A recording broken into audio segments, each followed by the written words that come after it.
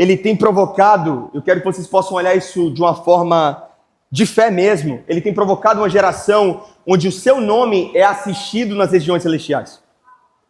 Existe uma conversa de Deus e os anjos a respeito do teu nome. Assim como foi com Jó, pode ser comigo, pode ser com você. E por que isso é tão impactante? Porque nós entendemos que a nossa construção nessa terra é para que nós possamos dar uma resposta que venha agradar o coração de Deus e gerar um impacto de transformação por onde a gente passar. Então eu não vivo para me autossatisfazer apenas, ou para encontrar respostas das coisas que eu desejo. Eu vivo para que eu possa ser um porta-voz da glória de Deus na terra. E para que eu seja agraciado pelas bênçãos que Deus tem para mim, mas acima de tudo, para que a vontade de Deus seja feita. E eu gostaria de falar sobre um livro nessa noite. Gostaria que os irmãos abrissem Neemias. Nós iremos ler Neemias, capítulo 1.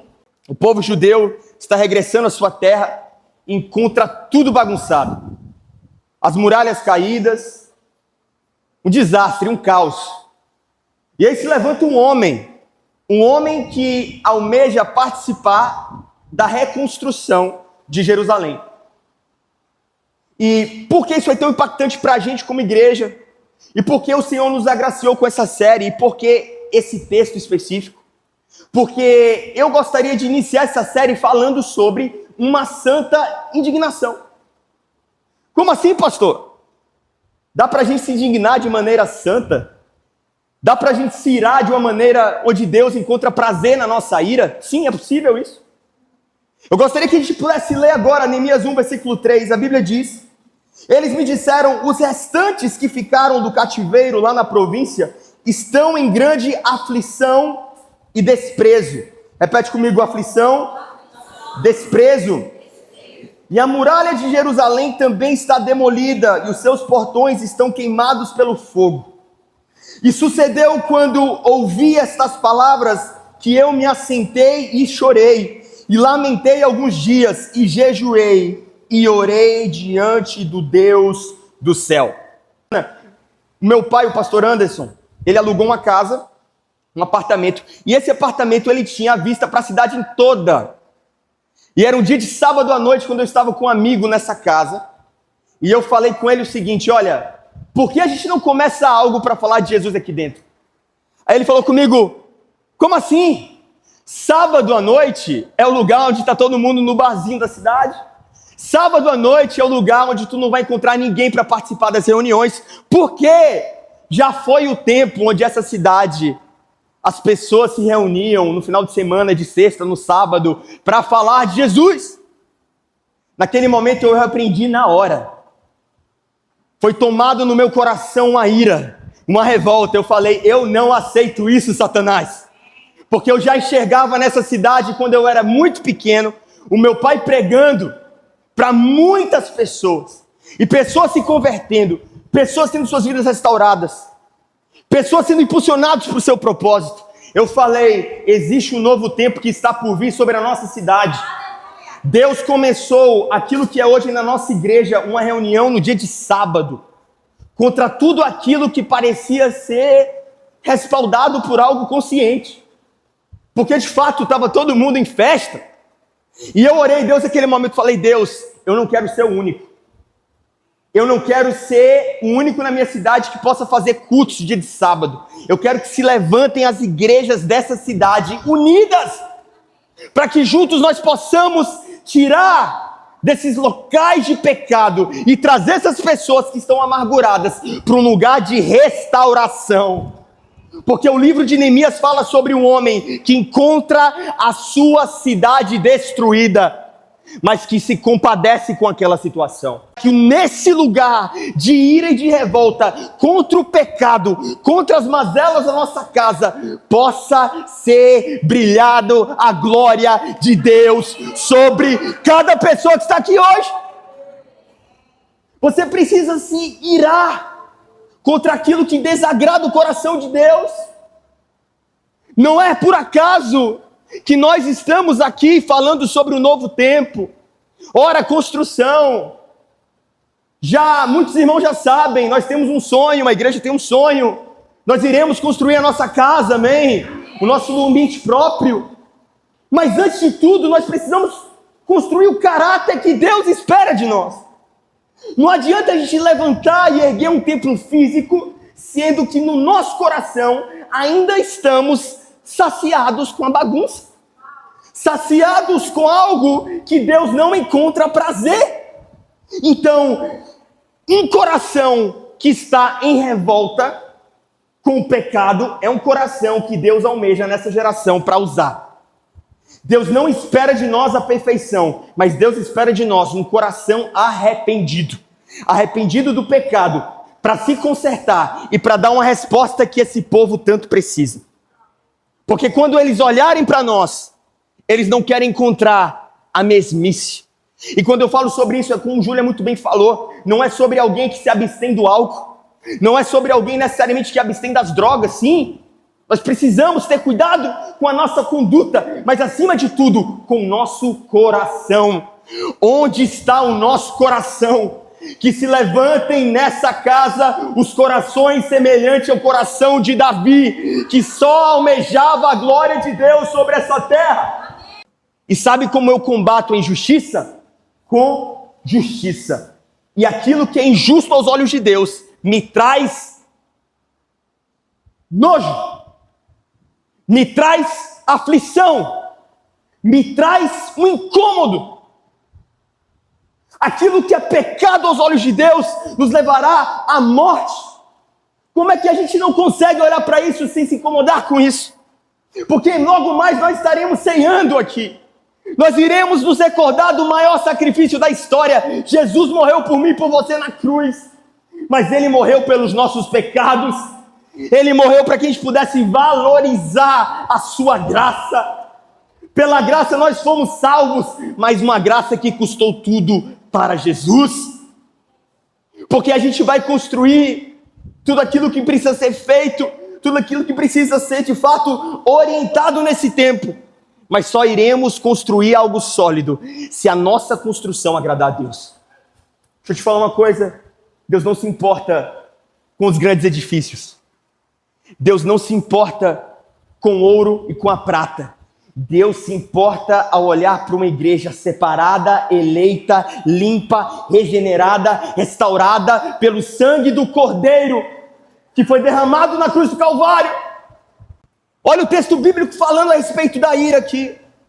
Gálatas 5 vai falar sobre a ira como uma obra da carne. Mas nós encontramos também textos bíblicos onde Jesus chega no templo e ele começa a limpar a casa do Pai. E ele manifesta sua ira. Porque a ira do coração de Jesus era uma ira justa e legítima. A ira do coração de Jesus era uma ira que não aplaudia a transgressão e atitudes pecaminosas. O salmista vai dizer: eu abomino e odeio a mentira, mas eu amo a tua lei. Deus destruiu Sodoma e Gomorra, e a Bíblia diz que Deus aplicou a sua ira sobre aquelas cidades. Então chegou a hora, igreja, de nós construirmos o nosso ano de 2025 odiando o pecado, tendo nojo daquilo que desagrada o coração de Deus. Porque se o Senhor, Ele se ira contra alguma coisa, da mesma forma isso deve despertar em nós esse mesmo sentimento. E deixa eu te falar, quando você começar a se irar com as coisas que são ruins na ótica de Deus, você vai viver então e experimentar então o maior crescimento da sua vida. Eu estou falando sobre crescimento saudável. Eu estou falando sobre o crescimento que ecoa, não apenas no sentido material e financeiro, mas sobre tudo aquilo que nós colocarmos as mãos, vai prosperar. Porque no nosso coração só existe um clamor: que seja feita a tua vontade, Senhor. É necessário, nesse momento, a ira santa dos justos de Deus, que não aguentam mais essa vida de promiscuidade. Mas pastor, era para ser levantado nessa noite uma palavra de expectativa. Existe expectativa maior do que nós, como cristãos, derrubarmos os tronos do pecado sobre as nossas vidas, para vivermos a vontade de Deus e sermos cheios da presença dEle. Existe expectativa maior no nosso coração hoje, da gente se alinhar com a vontade de Deus e viver os sonhos e as promessas que Ele tem reservado para cada um de nós. Porque nessa noite, enquanto muitos se consagravam a outros deuses, a pouco mais de 100 quilômetros do lugar onde nós estamos hoje, nós nos consagramos ao Senhor e dele provém o nosso futuro. Eu não sei aquilo que você viveu no seu passado e não estou tão preocupado com o seu passado. Deus está preocupado com aquilo que você vai ver a partir de hoje. As tragédias, as calamidades, de repente foi para te treinar e te aperfeiçoar, porque o melhor tempo da sua vida está por vir e nós iremos construir um altar de edificação ao Senhor. 3.000 pessoas. 2014, reinauguração do novo World Trade Center. E ainda hoje, quando dá essa data, de 11 de setembro, os americanos sempre postam em suas redes sociais, anunciam em seus telejornais, never forget, nunca se esqueça, porque nós vencemos essa tragédia, assim como você na sua vida pessoal, assim como você na sua vida familiar, você já venceu as adversidades, Cristo vive em você. 27 de janeiro de 2025, 80 anos do Holocausto, o povo judeu sendo liberto do campo de concentração de Auschwitz, 6 milhões de judeus que foram mortos. Era para ser a destruição daquele povo, era para ser o fim daquele povo. Qual é a resposta do povo judeu? Eles se entregaram, irmãos, eles desistiram, irmãos, eles se levantaram com uma santa indignação e eles falaram: Yahvé é conosco, Deus é conosco. Aquilo que foi instituído para a destruição do povo de Israel foi, na verdade, uma resposta da resiliência de um povo eleito, separado, que escolheu seguir a Deus. Esse povo continua de pé. E a minha pergunta para você hoje: será que você está disponível para declarar para o céu ouvir, declarar para os anjos escutarem, declararem para Satanás escutar que o Deus de Israel ainda está construindo a sua história? Será que você consegue levantar hoje no seu lugar onde você está sentado agora um nojo a respeito das coisas que você tem falhado com Deus? Porque a gente é muito bom para fazer meta. Fevereiro já é o segundo mês do ano. E cadê as metas que ficaram para janeiro? Você conseguiu cumprir todas? Falei com minha esposa, eu não consegui concluir uma meta que eu queria. Além da Bíblia, eu queria ler um livro por mês. Um livro só. Não consegui. Qual é a minha reação? Vou desistir agora, vou deixar de lado. A minha reação é voltar mais forte nesse mês de fevereiro e falar que aquilo que Deus colocou no meu coração como meta, eu serei excelente, eu vou cumprir. Se eu deixei de ler um livro no mês passado, eu vou ler 2, vou ler 3, porque aquilo que estiver no meu alcance, eu farei para glorificar o nome de Deus. Então preguiça vai embora sobre a sua vida hoje. Construção é sobre obras, obra dá trabalho.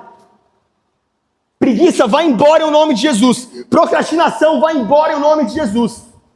Porque uma das maiores estratégias de Satanás é envergonhar a criação do próprio Deus. Porque quando Deus fez o homem, ele olhou para você e falou: isso é muito bom. E aí Satanás está falando: olha, de repente ele não é tão bom. Olha como ele está hoje. Fracassado, cansado, oprimido. Mas hoje você pode decidir se colocar de pé e falar, assim como Neemias: eu não aceito isso para minha vida. Em Cristo eu sou mais do que vencedor. E pelas suas pisaduras eu fui sarado. Porque eu quero valorizar a ceia que eu vou tomar logo mais. Porque eu quero entender que o sangue derramado na cruz do Calvário foi de grande valor. Não é apenas um rito religioso, é a representação do maior amor da história da humanidade. A santa indignação vai nos levar a um lugar onde nós precisamos estar, rendido e prostrado aos pés do Senhor. Quero te fazer uma pergunta séria hoje. Como é que está a tua vida de oração? Olha para mim aqui. Como é que está a tua vida de intimidade com Deus?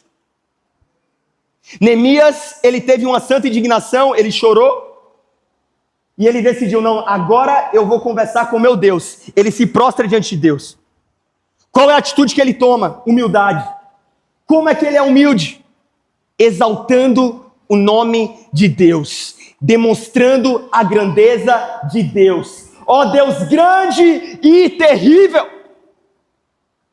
ó Deus poderoso, majestade santa, Rei dos reis, Senhor dos senhores.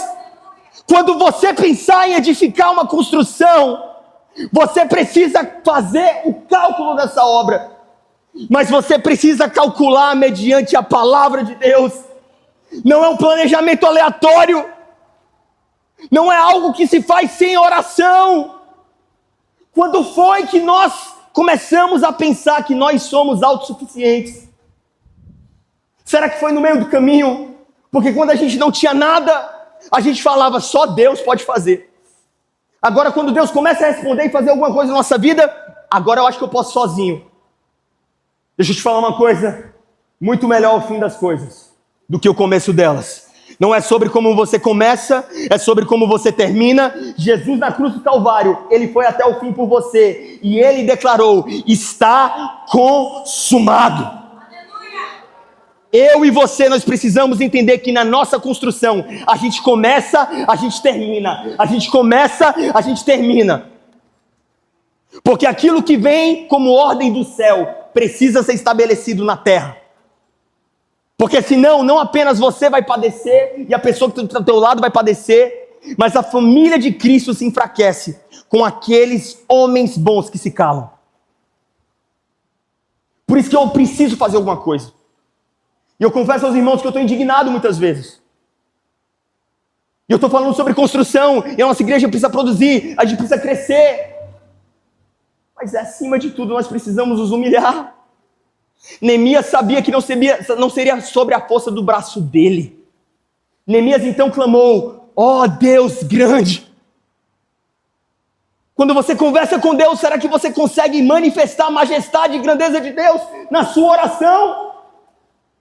Ou será que você fala com Deus com palavras repetidas? Jesus condenou orações com palavras repetidas. Eu quero te ensinar uma coisa. Quando você fechar a porta do seu quarto, experimenta fazer isso hoje. Reconheça a sua limitação. Reconheça o quão pecador você é. E comece a entronizar o nome de Deus. E comece a declarar, Deus, eu não sei como, mas na construção dessa obra, na construção dessa etapa da minha vida, nesse processo, eu entendo que Tu és forte, Tu és grande, Tu és poderoso para fazer aquilo que eu não posso fazer. Porque é sobre esse nível de entrega, de humildade, de reconhecimento, que nós iremos construir algo sólido. Porque eu entendo que o meu Deus, ele não está precisando de uma estrutura física para ele habitar. A estrutura física é uma consequência. Pastor, você crê que Deus vai fazer? Eu creio. Na próxima semana nós iremos levantar junto com a igreja estratégias. A gente vai abrir o telão aqui, nós iremos abrir o nosso coração e falar sobre os nossos desafios e falar sobre sonhos. Mas antes de qualquer recurso material chegar, o nosso coração precisa estar no lugar certo. Porque eu entendo que Deus, ele só vai fazer algo sólido, algo duradouro, quando homens e mulheres decidirem, antes de construir algo físico e material, edificar um altar onde o nome do Senhor é glorificado. Santa indignação. Se não serve para Deus, não serve para mim. Olhe nos meus olhos. Se não serve para Deus, não serve para você. Sabe por que muita coisa ainda não aconteceu na sua vida? Porque você acha que serve para você e você continua fazendo. Que caia por terra agora todo planejamento humano não alinhado com a vontade de Deus. para que a vontade de Deus possa se cumprir e para que nós possamos alcançar aquilo que Ele tem preparado para nós, a vontade dEle unicamente. Nada além da vontade dEle. Porque Teu é o reino, Tua é a glória, para sempre e eternamente. Amém, amém e amém.